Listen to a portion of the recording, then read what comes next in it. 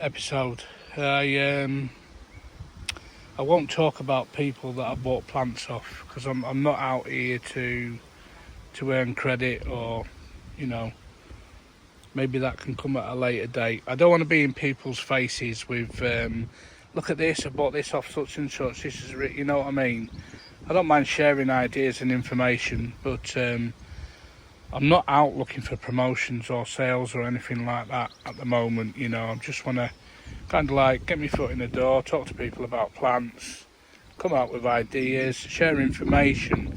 Sharing information is a big thing for me, so I'm hoping that we'll get people on board and we can do it together. So yeah, you can see a lot of dahlias here.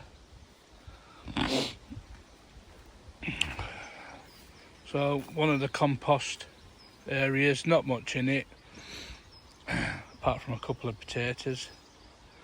So this is another compost area. So I've been putting some mixture of perlite, vermiculite and some soil additive and that, just while the rain takes it in and that. Just cut the grass before, thought I'd better trim it before I do a video. So yeah, we've got some cobra beans in there again.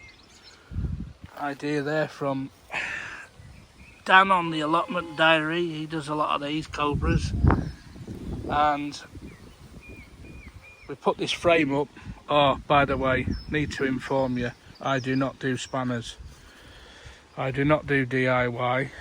I have a lovely wife that is very good with spanners and DIY, and believe it or not, my wife built that for me. She put the posts in. We got some, well, these were broken fences from near my work. They were broken and bent and all that lot, so we straightened them out as best as we could. And these pots, we got these pots, and that's how we built that for the peas and the beans. Well, I didn't build it, the wife built it. So that's it.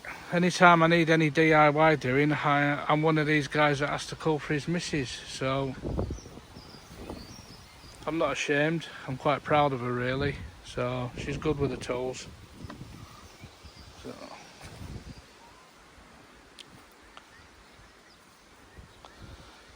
So here we have purple podded peas. There we go. Purple podded peas. Looking okay. So that's me just having a general tidy up. Rhubarb there, don't really do much with the rhubarb. That's a bleeding heart struggling at the back here. I just don't know whether to move it or not. Anybody there got any information about I love bleeding hearts. They're a lovely plant. I'll talk about a couple I've got over there in a minute. Bleeding hearts, lovely plant, Everyone gets the common red one there, as you can see. Well, I've got bloody one left, haven't I? Anyway, got some nice gooseberry plants here. A couple of, well, blackcurrant is it? Yeah, here's the gooseberries. Gooseberries are there, doing quite well. Nice bit of Aunt Bessie's crumble will go good with that. So this allotment where we're at the moment, it doesn't have any water. You want water, you've got to source it yourself. So here we are, got loads of blue barrels. There, the rainwater's coming off the greenhouses into a pipe here, just feeding off the end there, and just pipe it in there. We put some screen netting on here, just to stop the bits going in the water, And there you are, you've just heard a Morecambe train. There we go. Just move that out. So that again on this side, got one going in from the gutter, going down here. So that's alright. So 200 litres, 3, 4, 5, there's 1,000 litres there when they get full. They don't all get full. But I've just started a couple more here. There's no airs and graces here. Look, there we go. Look, that's just a new one. There we are. We're getting getting the water there, getting the water off there. So just had a friend of mine help me. He's just put the greenhouse on blocks in the Morecambe area. If you know a guy called Gary Copsey, you wanting any work doing, he's the man. Works with another guy called Andy Barton that does pallets. So if you ever want any pallets or any like DIY work doing, and that's where that shed came from. So we'll talk about that in another video, I reckon. So this is just basically a tour of the plot that you're going to get today. Just made it. I actually got forced by my wife. I kept falling over because I had a problem with my legs. So I got ordered to make sure I can walk around safely, or kind of safely, with the gaps. But I've sneaked this one in here. This one's been sneaked in. It normally was a good walkway all the way through, but she's not been on the allotment lately. She hasn't seen this one. So that's actually a nest there that I've been anyway, I never really come near that nest. I don't like to disturb them. I think they've fledged the nest by now anyway. So yeah, I've got, like I said before, if you remember me saying that we don't have any water. We've got IBC there. Got 2 IBCs either side of the shed, plus the other containers. About 5,000 litres of water. I'm just trying to fill them up at the moment. That one's full, as you can see there, but this one's empty. But they were plumbed in. Yeah. So one fills up, then it goes into this one. That's all sorted. Put a couple of bird boxes up on the shed, but I've had no takers at the moment, so unfortunately here we are.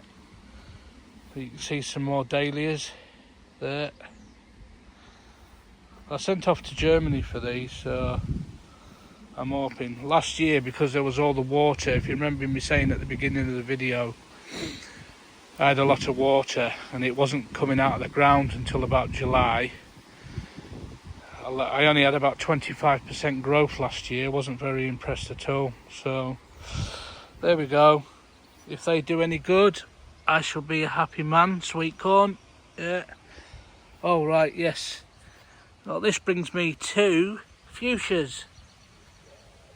So I bought this off a company in the UK, and basically I wanted to get different colours than what normal people, you know, you always see the common red fuchsia, don't you? So I've hopefully these other 2 here will be white or pink. So these trees here, there's a bit of a story that goes with these trees. I've been told they're too close together. So again, somebody help me, somebody tell me. One person who works on this allotment, he's a good guy, Chris Dixon, right? He's been telling me, he says your trees are too close together. Now one of them's a pink lady apple tree and the other one's like a Rocher pear tree. They haven't flowered and I've had nothing of them, and it took 5 years. Took 5 years to get this high, so maybe I should have had fruit on. I don't know, you can tell me. 1, are the trees too close together? 2, should they have fruited by now, flowered and fruited? So, or is there a problem with the soil or something? I don't know. Anyway, so I'm looking for ideas there. So if you know why I haven't got any apples or pears, apples or pears, who cares? Anyway, so yeah, so any suggestions with the apple and pear tree there? If they're too close together, then just give me a shout and let me know. Be very grateful for any information, any ideas. So moving on, we've got these white there's a white and a pink bleeding heart. They're just about finished now, but they were beautiful. They were bought from a company in the UK as well. So I'm going to keep it short. I've got some bedding plants there. I've got some nice calla lilies. Calla lilies hopefully will be up. This is a poor pear tree. Could do better. A bit like me at school, this. Could do better. Anyway, that's another subject. A few bedding plants left there. Got a bit of tidying up to do. So, all I can say to you guys is, thank you for watching. Thank you for viewing. I just turned the phone around there, yeah. Maybe one day I'll get some proper camera equipment or whatever. So all I can say is thank you for viewing. Thank you for viewing my channel. Please have a look around the allotment. And if you might have some suggestions or ideas for people that struggle with mobility or disabled on plots, allotments, any ideas that, you know, just to make that thing a little bit more enjoyable for people out there, you know. So I just want to really share information and grow well together, yeah. So in the next video I'm thinking about showing you around the shed. We can look around the shed and the greenhouses as well, because I'm a big fan of chilies. I like chilies. I can't eat them all, but I do like cooking. So thank you for your time. Okay, cheers, bye bye.